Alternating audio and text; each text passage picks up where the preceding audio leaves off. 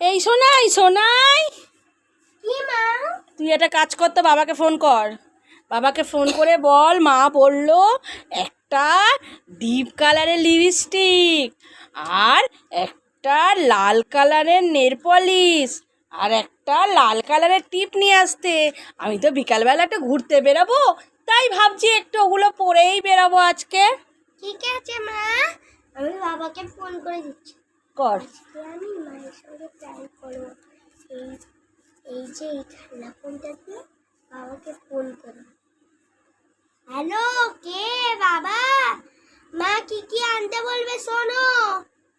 এই নাও মা, বাবা কথা বলবে। হ্যালো হ্যালো হ্যালো, তুমি শুনতে পাচ্ছ আমার কথা?